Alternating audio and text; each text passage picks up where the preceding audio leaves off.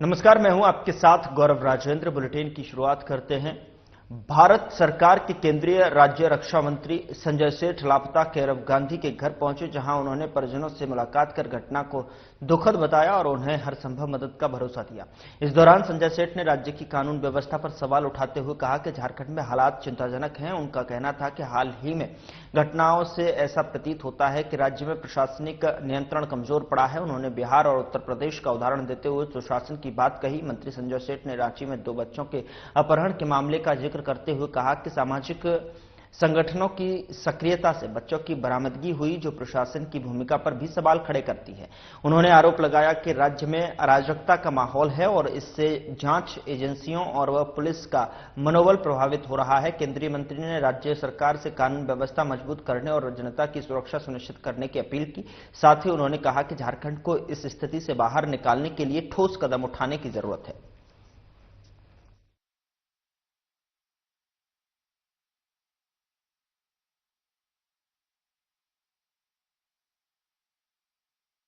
से यहाँ उचित नहीं है, वहाँ बात कर लें। क्लस्टर क्लस्टर में कर लेंगे सर। दूसरे मुद्दे पे क्या लगा सर परिवार के लोगों से? नहीं, घटना दुखदाई है और मैं इनके परिवार से मिलने आया था, किंतु जो झारखंड में स्थिति बनी है, संभल नहीं रहा झारखंड से। सीखना चाहिए इनको बिहार से, सीखना चाहिए योगी मॉडल से। अरे नहीं चलता, योगी मॉडल लागू करो। उधर ईडी और झारखंड पुलिस के बीच में टकराव की स्थिति के बीच झारखंड हाईकोर्ट ने पुलिस की कार्रवाई पर रोक लगा दी है। दरअसल आपको बता दें कि झारखंड हाईकोर्ट ने ईडी की ओर से दायर याचिका पर सुनवाई करते हुए फिलहाल ईडी के अधिकारियों के विरुद्ध किसी भी तरह की कार्रवाई पर रोक का आदेश दिया है और हाईकोर्ट के इस आदेश से ईडी के उन अधिकारियों को बड़ी राहत मिली है जिनके खिलाफ मनी लॉन्ड्रिंग केस के आरोपी संतोष कुमार ने नामजद प्राथमिकी दर्ज करवाई है। हाईकोर्ट ने यह भी आदेश दिया कि अब ईडी के अधिकारियों की सुरक्षा में बीएसएफ या फिर सीआईएसएफ को लगाया जाए।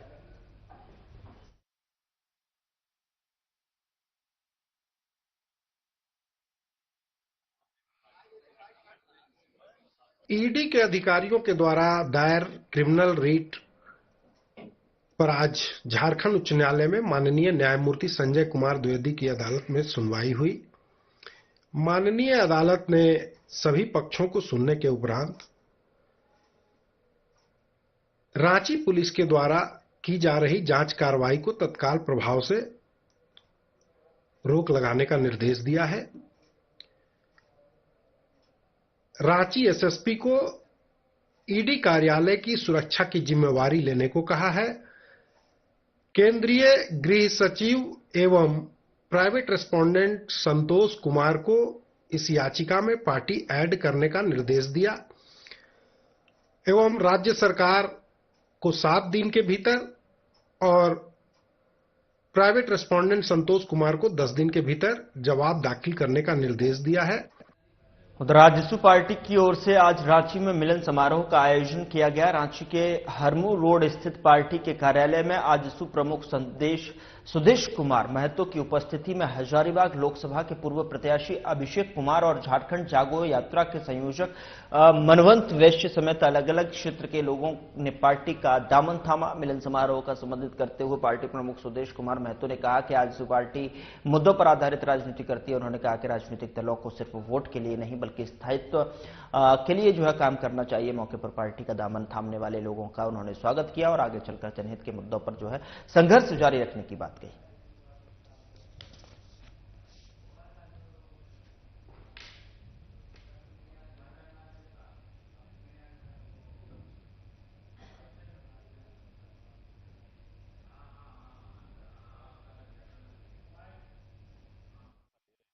मैं इनका हार्दिक स्वागत करता हूं, अभिनंदन करता हूं। मैं अपने मीडिया साथियों का भी अभिनंदन है और नव वर्ष की हार्दिक शुभकामना प्रत्यक्ष रूप से आप सभी को। आज ये प्रथम समारोह नए साल का एक यहाँ पर रखा गया है। लेकिन जो लोग आज शामिल हुए, ये एक एक्टिविस्ट की तरह थोड़ा सोशली ज्यादा इम्पैक्ट रखने के कार्यक्रमों से जुड़े हुए हैं और एक समाज सुधारक इनको ज्यादा हम कह सकते हैं और व्यवस्था सुधारक में भी इनकी भूमिका रही है। देवघर नगर निगम चुनाव को लेकर मेयर प्रत्याशी सूरज झा ने आज बाबा वैद्यनाथ धाम पहुंचकर विधिवत पूजा अर्चना की। उन्होंने बाबा भोलेनाथ से देवघर की जनता की सुख समृद्धि, शांति और शहर के समग्र विकास की कामना की और पूजा अर्चना के उपरांत मीडिया से बातचीत करते हुए सूरज झा ने कहा कि देवघर को एक स्वच्छ, सुंदर और विकसित शहर बनाने के संकल्प के साथ चुनाव मैदान में उतरे हैं। उन्होंने दावा किया कि देवघर की जनता का उन्हें भरपूर समर्थन मिल रहा है। विदित हो कि सूरज झा लंबे समय से सामाजिक कार्यों में सक्रिय रहे हैं। पिछले करीब 15 वर्षों से वे गरीब और असहाय लोगों की निरंतर सहायता करते आ रहे हैं।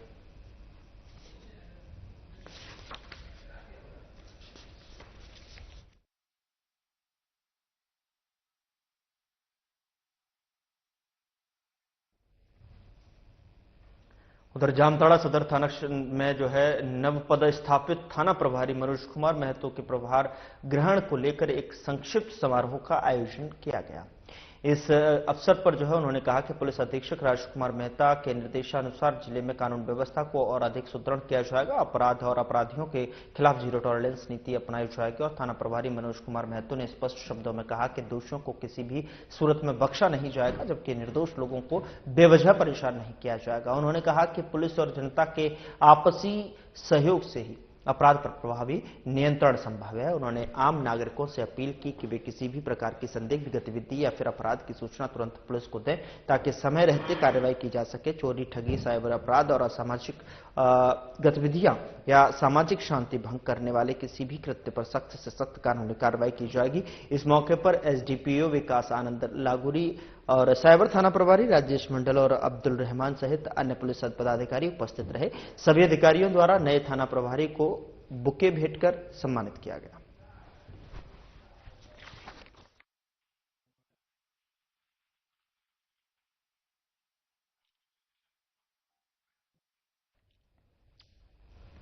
उधर झारखंड की शैक्षणिक राजधानी कहे जाने वाले बोकारो स्टील सिटी के सेक्टर 6 स्थित बीएस सिटी कॉलेज पर बंद होने का खतरा मंडरा रहा है। बोकारो स्टील प्लांट प्रबंधन की तरफ से लीज रिन्यूअल नहीं कराने और शुल्क जमा नहीं कराने पर सिटी कॉलेज के लीज को रद्द कर दिया गया है। कॉलेज का संचालन बीएसएल प्रबंधन के रहमो करम पर हो रहा है। वहीं बीएस सिटी कॉलेज का 10 करोड़ रुपए बकाया है, जिस कारण इसका लीज कैंसिल कर दिया गया है। बता दें कि बीएस सिटी कॉलेज 20 एकड़ जमीन पर स्थापित Bokaro steel city college Bokaro जिला का सबसे पुराना कॉलेज है और इसकी स्थापना 1970 में हुई थी। पहले यह सेक्टर 1 में संचालित होता था, बाद में बीएसएल ने इसकी स्थापना के लीज पर भूमि का आवंटन किया है। इसके बाद सेक्टर 6 में इसकी स्थापना की गई और इसमें सभी संकाय को मिलाकर लगभग 2500 से अधिक विद्यार्थी हैं। यहां कला, विज्ञान, वाणिज्य और प्रबंधन स्नातक और स्नातकोत्तर पाठ्यक्रम प्रदान करता है।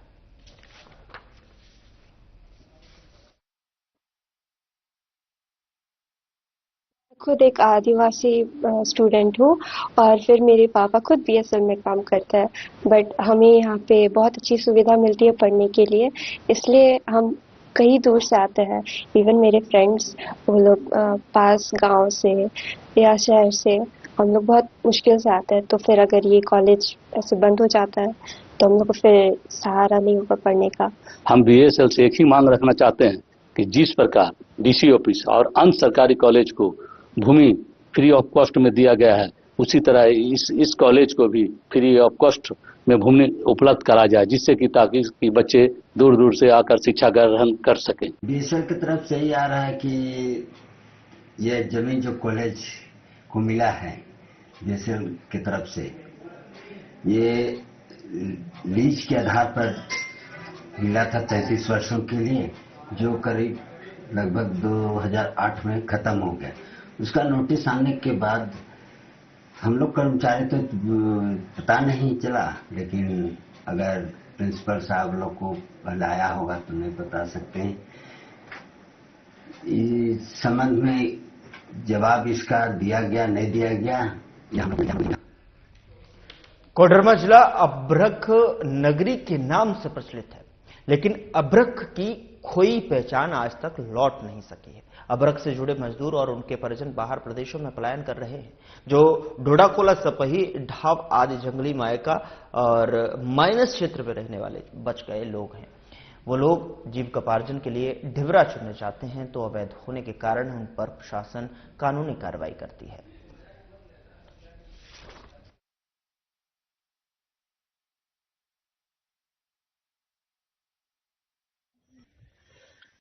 भारत के नक्शे पर कोडरमा अभ्रक नगरी के नाम से जाना जाता है, पर आपको क्या पता है अभ्रक नगरी में अभी अभ्रक की स्थिति क्या है?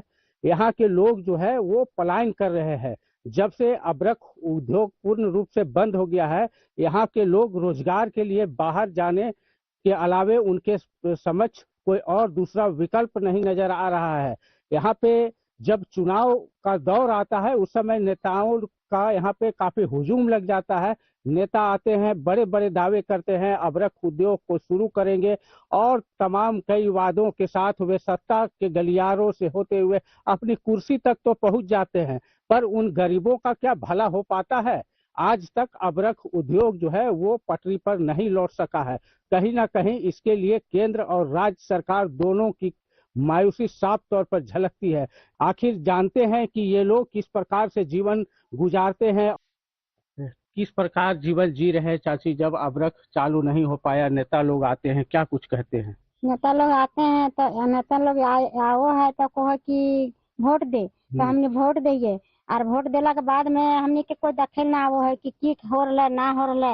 और ढिबरा चुनल जाइए तो वहाँ पुलिस या वो है रख दे लागू है, तो हमने ढिबरवो 1 किलो 2 किलो चुनिए से छोड़ के भाग जाइए, तो हमने बाल बच्चा की खेते, हमने बाल बच्चा कैसे पढ़ते, हमने की खेबे, हमने बाल बच्चा ऐसे उतने वह देख के हमने बाल बच्चा बाहर चल जाए, और बाहर चल जाए, बाहर में महीना पूरा है, महीना पूरे के बाद सैलरी मिलो है, तो महीना दिन हमने की खेबे, सब बाहर रहता बाहर बाहर सब बाहर चल गया। हाँ, तो कहीं ना कहीं आपने सुना यहाँ के लोग जो है वो काफी परेशान हैं और लगातार ये अभ्रक माइंस सुदूरवर्ती क्षेत्र का एरिया ढोढ़ाकोला पड़ता है, जो कि भारत के नक्शे पर एक बड़ी पहचान रखता है अभ्रक के क्षेत्र में। पर यहाँ के लोग बेरोजगारी से तंग है और इनके जो बाल बच्चे हैं वो बाहर जाने को रहने को विवश है, चूंकि इनके बीच जो है वो नौकरी का संसाधन नहीं है, रोजगार नहीं है।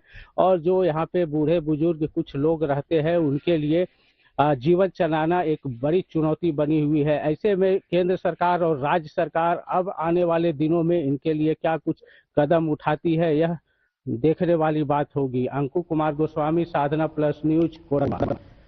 उधर जमशेदपुर स्थित टाटानगर स्टेशन क्षेत्र में रेलवे का बुलडोजर चलाया गया है और आपको बता दें कि इस दौरान लगभग 32 दुकान और मकान खाली कराए गए हैं। टाटानगर रेलवे स्टेशन से बागबेड़ा और कीताडीह की तरफ रेलवे भूमि पर किए गए अतिक्रमण को शुक्रवार को अभियान चलाकर हटा दिया गया।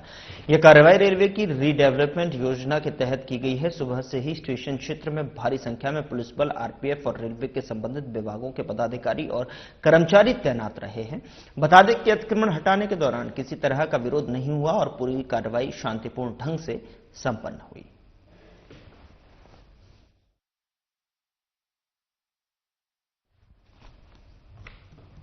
उधर जमशेदपुर के गोविंदपुर थाना क्षेत्र में हुए हत्या मामले का पुलिस ने 24 घंटे के भीतर खुलासा कर दिया है।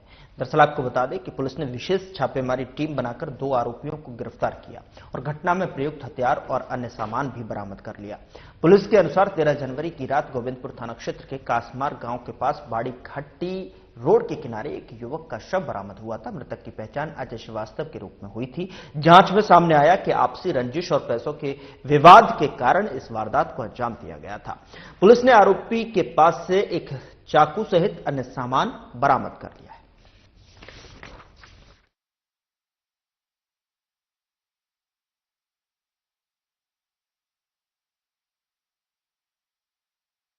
रामकृष्ण मिशन स्कूल के पीछे एक व्यक्ति की लाश मिली, जिसका गर्दन किसी तेज हथियार से कटा हुआ था।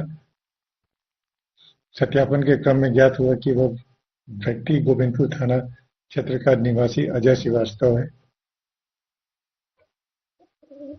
अजय श्रीवास्तव की पत्नी के आवेदन पे ठेलको थाना में कांड भी अंकित किया गया है। कांड के अनुसंधान के क्रम में ठेलको थाना पुलिस के द्वारा त्वरित कार्रवाई करते हुए थाना प्रभारी पुनी प्रशांत कुमार के नेतृत्व में काफी अच्छी कार्रवाई की गई है और कांड में संलिप्त दोनों अभियुक्तों को कांड से संबंधित साक्ष्यों के साथ गिरफ्तार किया गया है। इस कांड में संलिप्त अभियुक्त हैं सिद्धार्थ कुमार और राहुल कुमार सिंह उर्फ चिकू, दोनों गोविंदपुर के निवासी।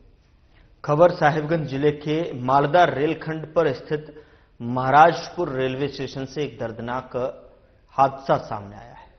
महाराजपुर स्टेशन के प्लेटफॉर्म नंबर 3 के पोल संख्या 217/13 के पास एक महिला की ट्रेन से कटकर मौत हो गई। घटना को लेकर प्रत्यक्षदर्शियों का कहना है कि हादसा उस समय हुआ जब ट्रेन साहिबगंज से चलकर 3 पहाड़ की ओर जा रही थी और इसी दौरान महिला ट्रेन की चपेट में आ गई, जिससे मौके पर ही उसकी दर्दनाक मौत हो गई। हादसे के बाद स्टेशन परिसर में अफरा तफरी मच गई और यात्रियों की भारी भीड़ एकत्रित हो गई।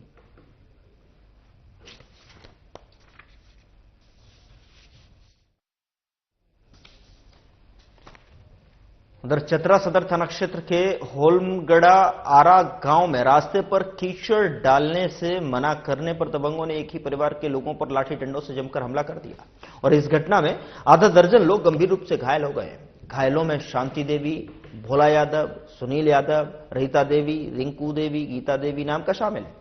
और बता दें कि सभी घायलों को इलाज के लिए सदर अस्पताल चतरा में भर्ती कराया गया है, जहां पर प्राथमिक उपचार के बाद शांति देवी और भोला यादव को गंभीर स्थिति को देखते हुए बेहतर उपचार के लिए हजारीबाग रेफर कर दिया गया है। घटना के बाद गांव में तनाव का माहौल बना हुआ है। सूचना मिलते ही पुलिस मामले की जांच में जुटी हुई है और स्थिति पर नजर रखे हुए।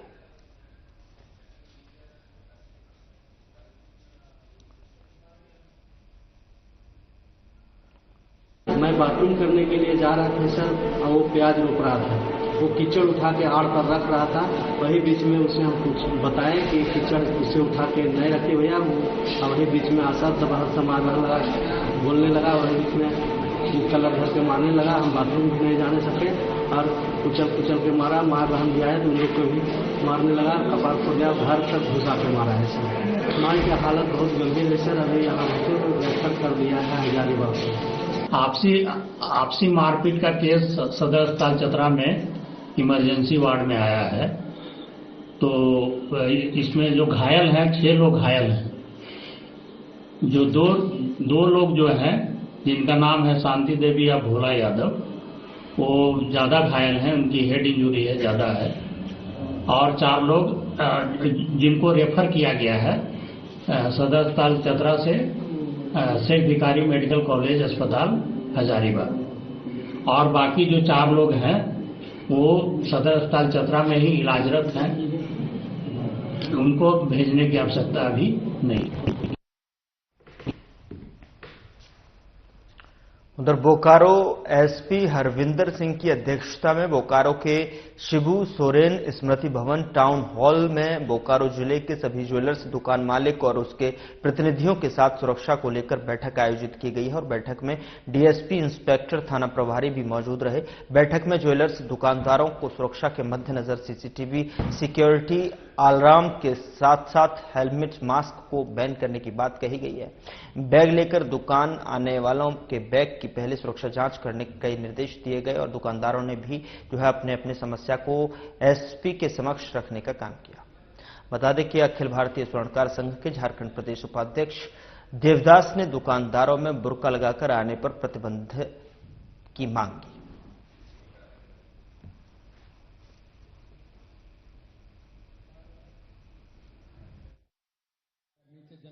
सबसे पहला बात है कि इतना साहसी कदम और इतना सामाजिक कदम, जो बहुत छोटा समझ रहा है लोग, लेकिन ये बहुत बड़ा ऐतिहासिक कदम उठाया है हमारे जिला के कप्तान। और हमको लगता है कि उससे व्यापारियों को कहीं न कहीं हौसला थोड़ा सा बढ़ा है। अभी मैं व्यक्तिगत रूप से मिल के एक चीज का मांग रखा हूँ कि सर इनकम टैक्स हम लोग पे करते हैं।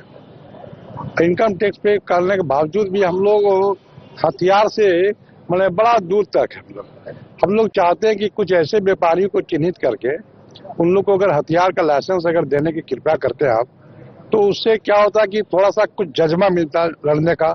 जो गुंडा तत्व के लोग जो आते हैं उससे कुछ हिम्मत मिलता है। तो बोले कि इस विषय पर हम बात करेंगे। जी देखिए, हमने एक बोला है डायरेक्शंस अपने ज्वेलरी शॉप के बाहर लगाने के लिए कि फेस जितना ज्यादातर हो सके कवर्ड ना हो, मास्क ना हो, हेलमेट ना हो। अब ये उनके स्वविवेक पे डिपेंड करेगा कि अगर उन्हें किसी पे इस तरह का शक आ रहा है जैसा आपने बताया, तो वो उससे उस पॉइंट पर वो सर्कमस्टांशियल होगा। मगर हाँ, एक जनरल इंस्ट्रक्शन जरूर है कि मास्क कोई पहन के ना घुसे, हेलमेट पहन के कोई ना घुसे, कैप पहन के कोई ना घुसे, सनग्लासेस पहन के कोई ना घुसे। बैग्स अगर लेकर आ रहे हैं तो बैग्स के पहले फ्रिस्किंग हो। उधर भाकपा माले द्वारा 4 सूत्री मांगों को लेकर चिरकुंडा नगर परिषद कार्यालय के समक्ष चल रहा आमरण अनशन प्रशासन से वार्ता और लिखित आश्वासन मिलने के बाद दूसरे दिन शुक्रवार शाम समाप्त हो गया और आमरण अनशन पर बैठे श्रीकांत सिंह, संतो चटर्जी और कल्याण राय को नगर परिषद की कार्यपालक पदाधिकारी प्रियंका कुमारी, सहायक अभियंता अंकित परासर और सिटी मैनेजर मुकेश निरंजन ने जूस पिलाकर अनशन समाप्त कराया। बता दें कि नगर परिषद की ईओ प्रियंका कुमारी द्वारा दिए गए लिखित आश्वासन में कहा गया कि कार्यपालक अभियंता बेनीलाल मरांडी की अध्यक्षता में गठित जांच समिति 10 दिनों के भीतर पूर्व अध्यक्ष डब्लू बाउरी की वाहन में डीजल आपूर्ति और डब्लू बाउरी की मां के नाम से बने प्रधानमंत्री आवास योजना की जांच करेगी और इसके साथ ही 3 चौक और 4 तालाब के सौंदर्यीकरण से जुड़े मामलों की भी यथाशीघ्र जांच कर रिपोर्ट सौंपी जाएगी।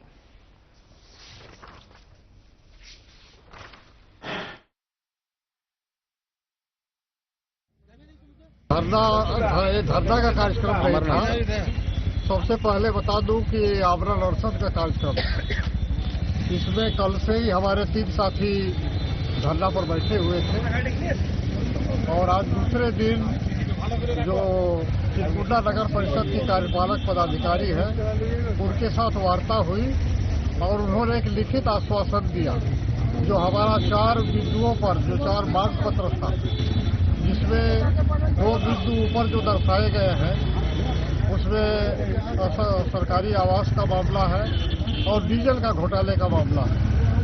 उस पर उन्होंने कहा कि 10 दिनों के अंदर इसकी जांच पूरी कर ली जाएगी। आमरण अनशन में उन लोगों का मांग था कि 4 बिंदु थे, चारों बिंदुओं पे हम लोग जांच समिति बना दिए हैं और जल्द ही उसका रिपोर्ट भी लेके उनको अवगत भी करा देंगे। अगर कुछ इशू रहता है तो उस पर अग्रतर कार्रवाई।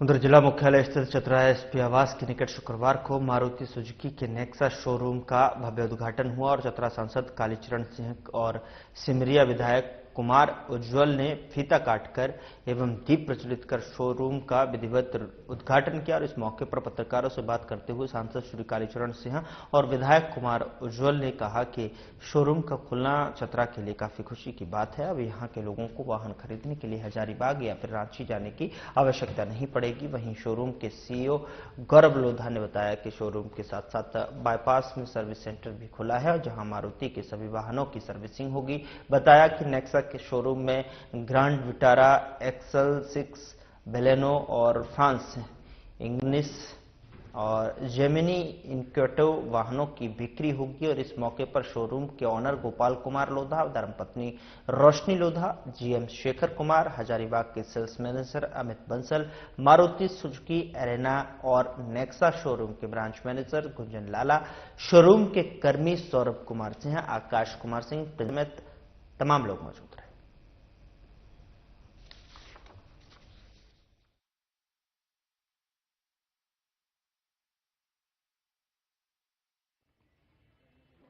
इसमें चतरा के लोगों को आसानी से यहाँ गाड़ियाँ मिलेगी, जो हम लोग बाहर जाते थे उसकी आवश्यकता नहीं पड़ेगी।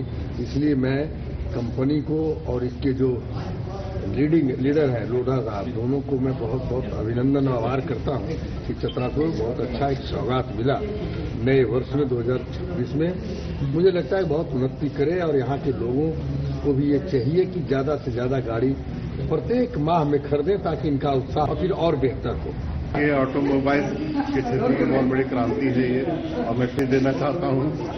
और बहुत अच्छी बात है कि चतरा में ये शोरूम का खुलना भी एक तरह से चतरा का डेवलपमेंट ही है, क्योंकि लोग जो है तो जो लोग बाहर जाते थे खरीदने के लिए, गाड़ियां खरीदने के लिए हजारीबाग जाते थे या रांची जाते थे, उन लोगों को अब जो है तो गाड़ी खरीदने के लिए कहीं बाहर नहीं जाना पड़ेगा। चतरा में ही लोग गाड़ी खरीदेंगे और चतरा से ये जो रेवेन्यू जनरेट होगा ये विकास के कार्यों में ही होगा, सरकार में ही जाएगा। बहुत अच्छी बात है। सब सर्विस हमारा पहले से ही खुला हुआ है। इसके जस्ट पीछे में अगर आप जाइएगा, ये रोड जाएगा पीछे, देखिए हमारे आंगन में है और सर्विस नेक्सा चतरा में खुल चुका है। और मारुति उसमें सिर्फ नेक्सा का ही नहीं, मारुति का भी सर्विस होगा। और ये मारुति नेक्सा एक कंबाइंड कंपनी है। हमारा मारुति का भी शोरूम यहाँ से 10 कदम दूर है और चतरा में नेक्सा का शोरूम अब हमने खोल लिया है। और इसके जस्ट पीछे सर्विस है जहाँ पर आप आराम से अपनी गाड़ियों का सर्विस करा सकते हैं, वहाँ पर पूरी व्यवस्था। फिलहाल बुलेटिन में इतना ही। नमस्कार।